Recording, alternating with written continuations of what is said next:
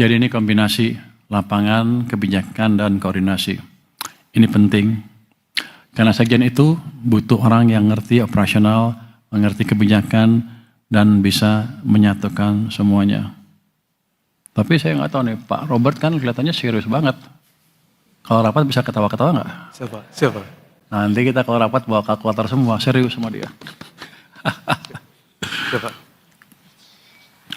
Jadi Pak Robert nggak dari nol, tapi melanjutkan dengan kapasitas yang sudah terbentuk. Kalau lihat dari rambut sudah kelihatan, sepertinya dia lebih sering kena angin di depan. Artinya lebih biasa berpikir lah. Udah terbiasa berpikir lah. Sekarang kita lihat konteksnya. Global sedang tidak stabil, geopolitik sedang bergerak, harga komoditas fluktuatif. Kalau kita negara tetangga kita, BBM udah naik nggak kira-kira kan? Di sini Pak, dengan kepemimpinan orang-orang ini, kita bisa menjaga harga BBM di level yang sekarang tanpa membahayakan APBN.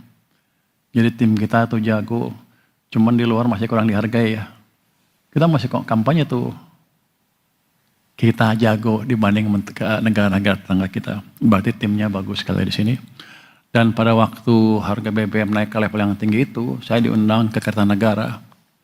Ditanya, kan kiranya waktu udah kacau harga minyak ini, wah itu pasti anggaran kacau nih. Ditanya sama Presiden, gimana APBN? Aman Pak. Oh aman. Kalau 100, aman Pak. Sudah kita itu sampai 100 aman semua. Artinya ada tindakan-tindakan yang kita bisa jalankan untuk itu mengamankan itu. Dan itu belum terpublikasikan dengan baik ke media. Kayaknya saya hanya bicaranya saya separuh-separuh, kelihatannya mereka nggak banyak ngerti. Tapi nanti tugas Pak Marbun kan namanya, untuk memastikan itu lebih dipahami masyarakat. Jadi dengan keadaan yang seperti itu pun kita nggak pernah panik. Di luar kita tenang terus, walaupun kalau rapat panik sih. Tapi kita approach secara terukur, nggak pernah ada angka yang aneh-aneh yang nggak bisa kita hitung. Saya di Dirjen Anggaran, Pak Luki ya, itu orang ITB nyasar. Nggak jadi pasti jago ngitung. Orang ITB kok pegang anggaran, sama menterinya. Elektor pegang Kementerian Keuangan, sama ngaconya kita. Tapi kita pastikan approach kita betul-betul kuantitatif dan terukur. Semua memberi masukan yang pas pada waktu meeting. Jadi waktu kita serius banget. Begitu selesai ya ketawa-ketawa. Tapi semuanya dikendalikan dengan baik.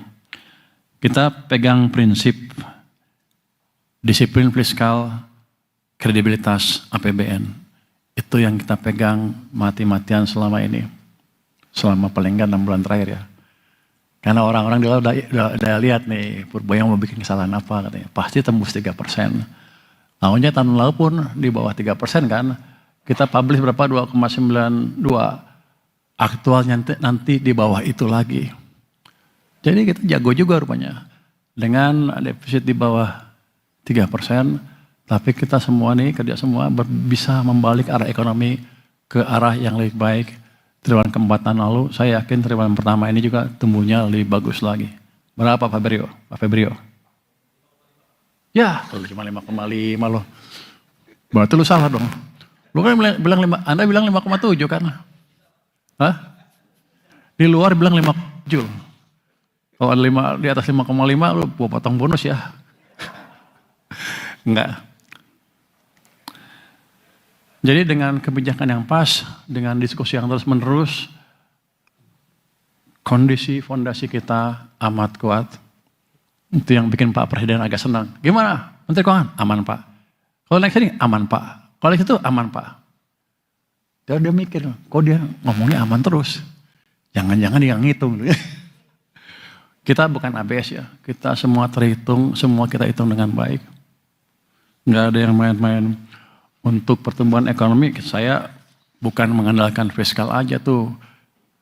SMI, apalagi LPEI yang hadir semua ini, kita coba galakkan. Ada Geodipa juga, kita galakkan ke depan.